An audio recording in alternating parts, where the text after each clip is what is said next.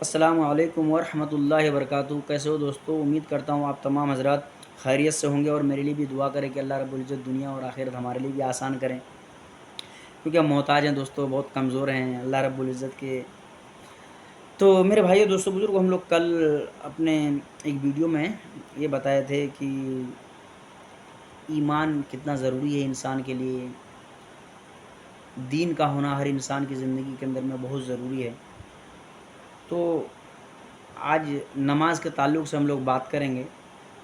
نماز ہے نا دوستو، نماز کے بارے میں حدیث میں آتا ہے کہ اللہ کے نبی صلی اللہ علیہ وسلم نے فرمایا کہ میری آنکھوں کی ٹھنڈک نماز میں رکھی گئی ہے، میرے آنکھوں کی ٹھنڈک نماز میں رکھی گئی ہے۔ اور نماز جو ہے نا دوستو، یہ دین کا نا ستون ہے۔ نماز جو ہے دین کا ستون ہے، پلڑ ہے۔ تو یہ بہت ضروری ہے نماز کو ادا کرنا ہمیں اور آپ کو، کیونکہ جب ہم مسلمان ہیں تو سب سے پہلی چیز جو اگر ہمارے اوپر اگر فرض ہے نا تو وہ نماز ہے۔ قیامت کے روز سب سے پہلے جو حساب ہوگا وہ نماز کا ہوگا۔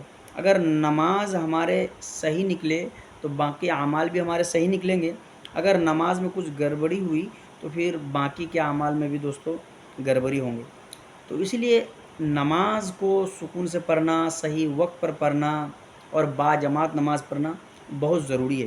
5 وقت کی نماز پڑھنا بہت ضروری ہے۔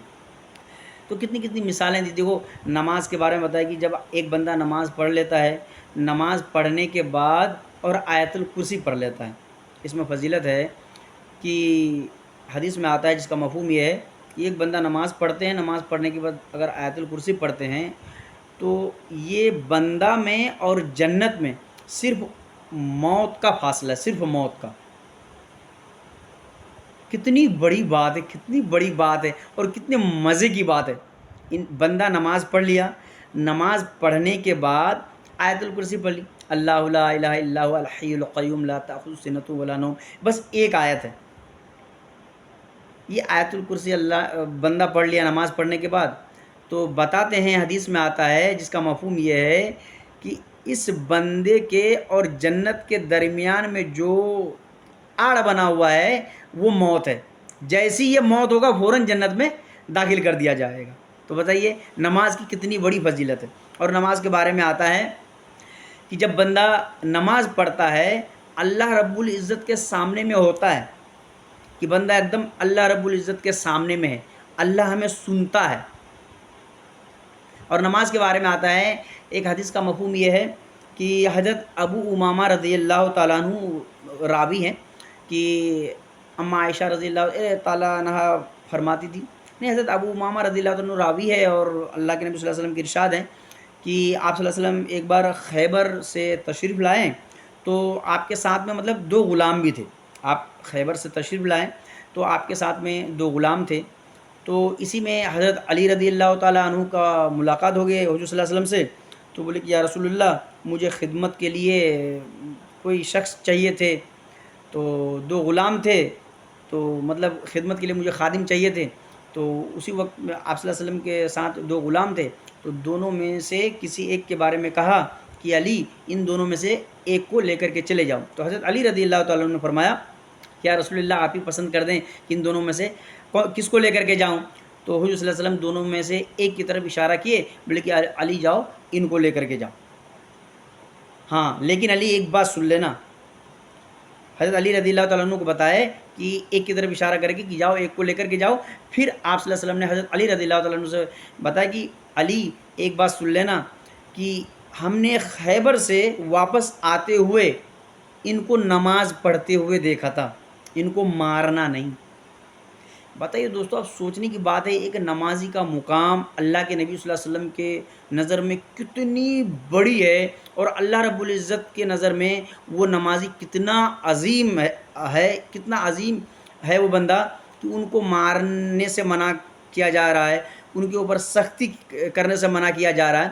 تو یہ دنیا کے معاملات ہیں۔ اب بتاؤ جب ہم نماز پڑھیں گے، خلوص کے ساتھ پڑھیں گے، اخلاص کے ساتھ پڑھیں گے، خشوع اور خضوع کے ساتھ میں پڑھیں گے، وقت کی پابندی کر کے پڑھیں گے اور نماز باجماعت پڑھیں گے، تو اللہ رب العزت کے یہاں ہمارا کیا مقام ہوگا دوستو، سوچنے کی بات ہے، اور سکون ملتا ہے۔ اچھا ایک بات اور ہے کہ ہم لوگ دیکھیں دنیا ہے، जन्नत तो है नहीं, दुनिया के अंदर में परेशानियाँ हर इंसान के साथ में लगी हैं।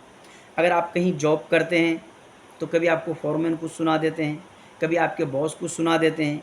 आपस में मिल-जुल करके अगर कोई लोग काम करते हैं सब एम्प्लॉइज़, तो आपस में एम्प्लॉइज़ में कभी मुठभेड़ हो जाती है तो उसका टेंशन रहता है, घर वाले का टेंशन रहते हैं, बीवी-बच्चे के टेंशन रहते हैं।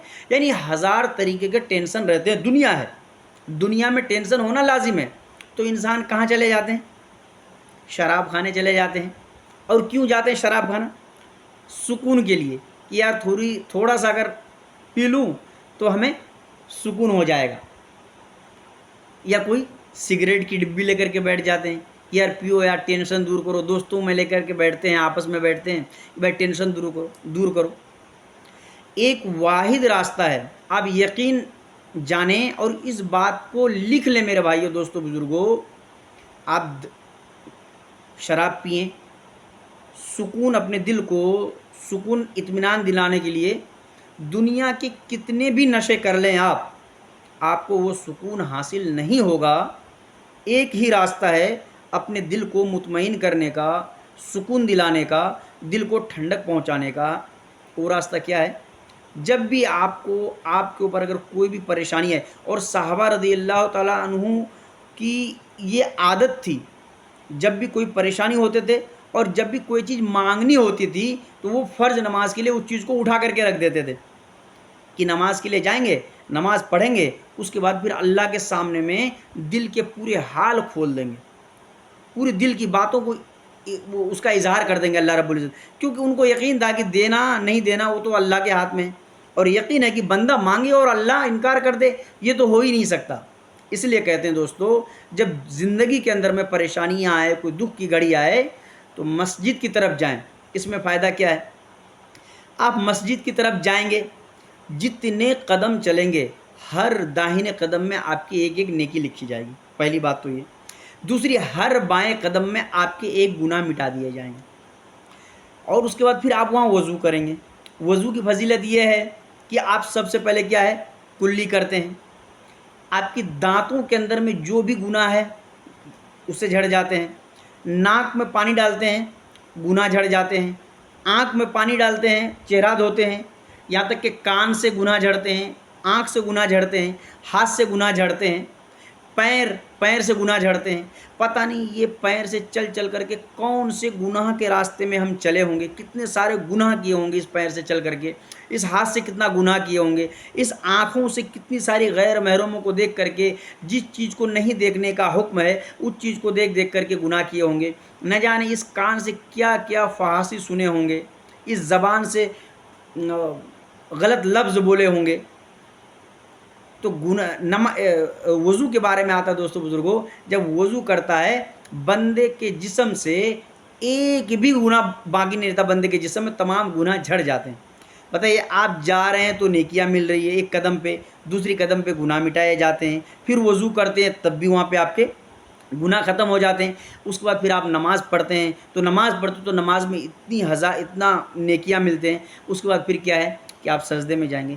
जैसे ही सजदे में जाएंगे, जो भी दुख है अल्लाह रब्बुल इज़्ज़त के सामने में अपना रख दीजिए।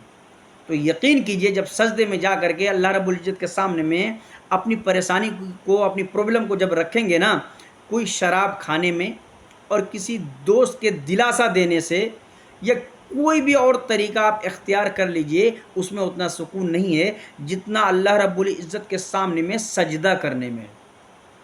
तो इसलिए मेरे भाइयों, दोस्तों, बुज़ुर्गों, कि हमें और आपको चाहिए कि जब भी कोई परेशानी हो तो हम नमाज की तरफ जाएं, हम मस्जिद की तरफ जाएं।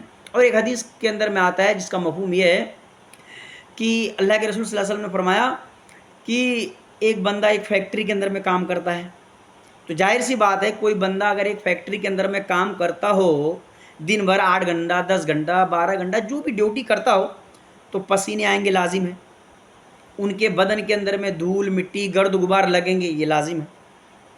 लेकिन उनके खुद के घर से लेकर के जहाँ वो बंदा काम करता हो, इसके दरमियान में अगर 5 नदी हो, मान लीजिए 5 नहर हो, अब वो काम पे से जब अपना घर आए, उनका रास्ता वही हो, पांचों नदी में से उनको नहाते नहाते, यानी नदी पार करते करते उनको अपना घर आना हो, تو آپ بتائیے جو فیکٹری میں بندہ کام کیا ان کے پوری باڈی کے اندر میں، پورا جسم کے اندر میں گرد و غبار لگا، پسینہ ہوا، دھول مٹی جو بھی لگا، وہ باقی رہیں گے؟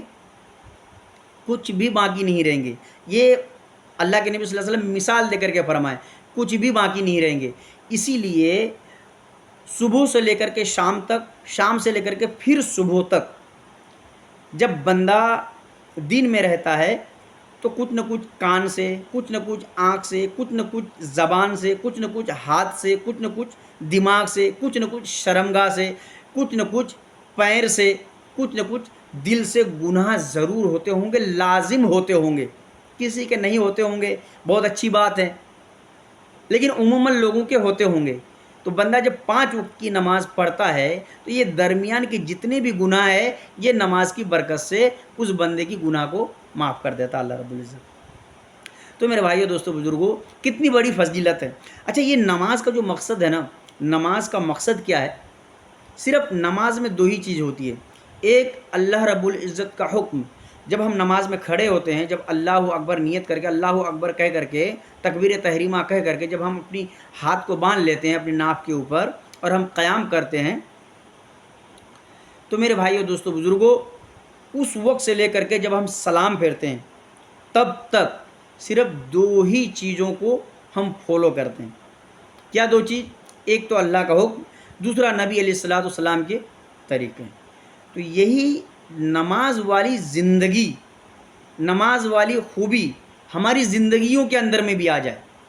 ہم کہیں اگر کام کریں کسی فیکٹری کے اندر میں، تو وہاں دیکھیں کہ بھائی اللہ رب العزت کا حکم کیا ہے۔ ہم کسی کے یہاں مزدوری کرتے ہیں، کسی کا امپلائی ہیں، تو اللہ رب العزت کا حکم کیا ہے، اور اس میں نبی علیہ الصلوۃ والسلام کے طریقے کیا ہیں۔ اس حکم کو نبی پاک صلی اللہ علیہ وسلم کے طریقے کے مطابق پورا کرنا ہے۔ ہم باس ہیں، ہم بزنس مین ہیں، ہمارے انڈر میں اگر کچھ لوگ کام کرتے ہیں، تو پھر اللہ کا حکم کیا ہے لوگوں کو کام کرانے کا، نبی پاک صلی اللہ علیہ وسلم کا طریقہ کیا ہے لوگوں کو کام کرانے کا، ہم وہاں پہ یہ چیز دیکھیں۔ ہم گھر میں رہیں، ہم اگر والد ہیں تو والد ہونے کا کیا ہے حکم ہے، ہم اگر بچے ہیں تو اس کا کیا حکم ہے، ہم جہاں ہو، جس فیلڈ میں ہو، اللہ رب العزت کا کیا حکم ہے اور نبی پاک صلی اللہ علیہ وسلم کے طریقے کیا ہیں، بس اس طریقے کے مطابق اللہ رب العزت کے حکم کو پورا کرنا ہے۔ میرے بھائی دوستو بزرگوں، یہی نماز کا مقصد ہے، اور نماز کی فضائل بھی ہم نے بتایا۔ تو اللہ تعالی ہمیں اور آپ کو کہنے سننے سے زیادہ عمل کی توفیق عطا فرمائے۔